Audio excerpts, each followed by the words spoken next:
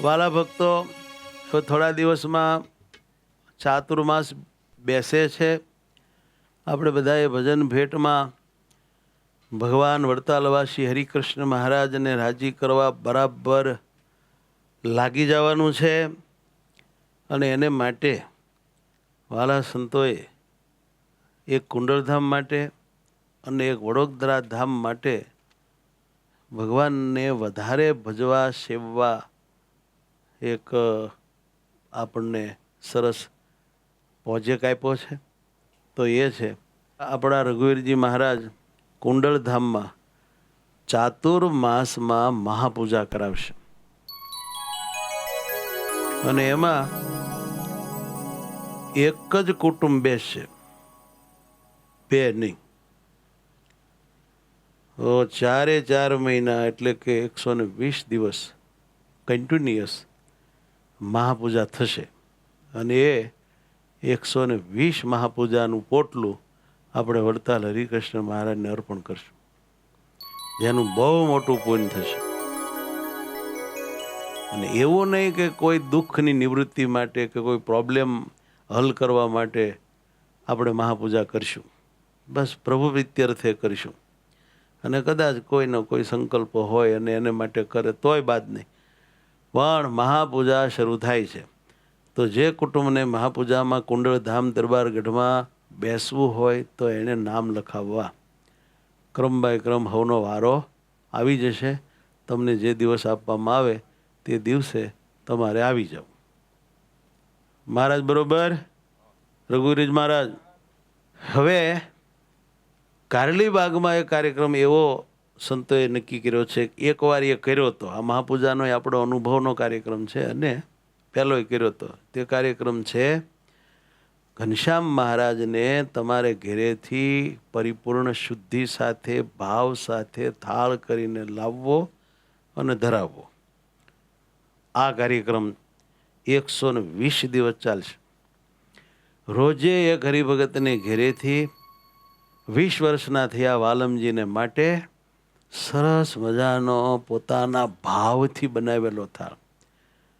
ઘનશ્યામ મહારાજને કેમ ખબર પડે કે તમે કેવી દાળ બનાવો છો, કેવું શાક બનાવો છો, તમને કેવું રાંધતા આવડે છે, તમારા હાથની રસોઈ કેટલી મીઠી થાય છે, વખાણ્યા જેવી કે પછી એવી.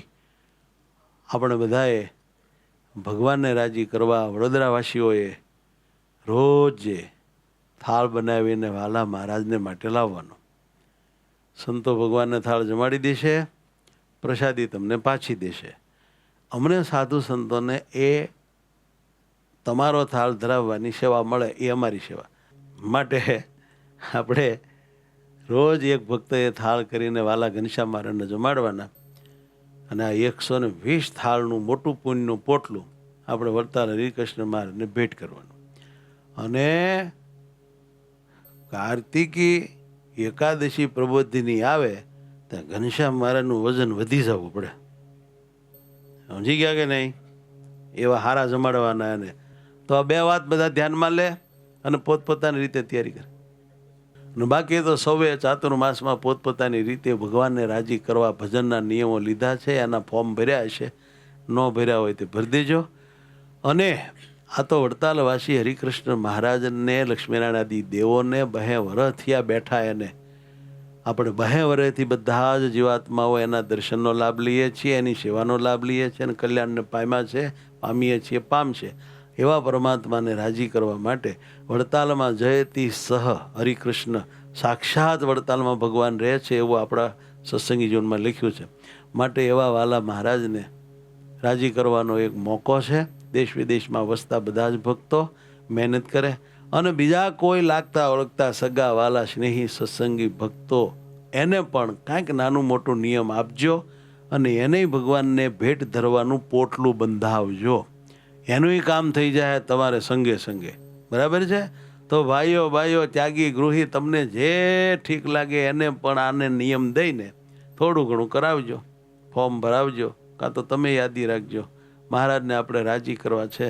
વડતાલવાસી હરિકૃષ્ણ મહારાજ તો આખા સંપ્રદાયના છે, બધાના વાલા છે, બધાના ઉપાસ્ય છે. અને મહારાજે પોતે પોતાનું સ્વરૂપ પોતાની બાથમાં લઈને પધરાવ્યું છે. આ કાંઈ નાની હોની આ બ્રહ્માંડમાં થયેલી વાત કહેવાય નહીં. એક તો અક્ષરધામના અધિપતિ આ બ્રહ્માંડમાં આવે અને વળી પોતે પોતાનું સ્વરૂપ બાથમાં ઘાલીને આપણા કલ્યાણ માટે પધરાવે અને એવા સ્વરૂપ આપણા ભાગ્યમાં હોય, એ વાત બહુ મોટી છે, ભાગ્યની વાત છે. આના સમાન કોઈ વાત નથી. માટે આપણે ઉમંગથી વાલા માટે ભજન કરશું. કેટલાય મંદિરો હશે, કેટલી મૂર્તિઓ હશે, કેટલાય કહેવાતા નાના મોટા સંપ્રદાયો ફાંટાઓ કે જે તે ગ્રુપો ચાલતા હશે, પણ પોતે અક્ષરધામમાંથી આવેલા પુરુષોત્તમ નારાયણે પોતાનું સ્વરૂપ પોતાની બાતમાં લઈને આપણા કલ્યાણ માટે પધરાવી દીધું હોય એવું ન હોય ક્યાંય. હોય વાલા? માટે હરિકૃષ્ણ મહારાજનો તો જે કોઈ સ્વામિનારાયણ નામ બોલે છે એ બધાને મહિમા રાખ્યા વગર છૂટક્યો નથી, અને ત્યાં આવીને માથું નમાવ્યા વગર એ છૂટક્યો નથી, અને બધા આવતા જ હોય છે. અને એ દરેકે વડતાલવાસી હરિકૃષ્ણ મહારાજ 200 વર્ષના થયા છે, માટે એમને રાજી કરવા કાંઈક ભજનના નિયમ લેવા જોઈએ. અને દ્વિશતાબ્દીના સમયા ઉપર વડતાલ આવીને એ ભજન ભેટ કરીને ભગવાનનો 200મો બર્થડે મનાવવો જોઈએ. બીજી ત્રીજી ભેટમાં ભગવાનને શું હવાદ આવે? આપણે આવી ભેટો આપશું તો વાલા ઘનશ્યામ મહારાજ આપણા ઉપર બહુ રાજી થશે, હરિકૃષ્ણ મહારાજ બહુ જ રાજી થશે, બધા દેવો બહુ જ રાજી થશે, અને આચાર્ય મહારાજ, સર્વે સાધુ, હરિભક્તો, ભાઈ ભાઈ બધા રાજી થશે. આ તો બહુ મોટા ભાગ્યની વાત કહેવાય. આવો મોકો, આવો ચાન્સ આપણને મળ્યો છે, એને ઉછળીને વધાવી લઈએ.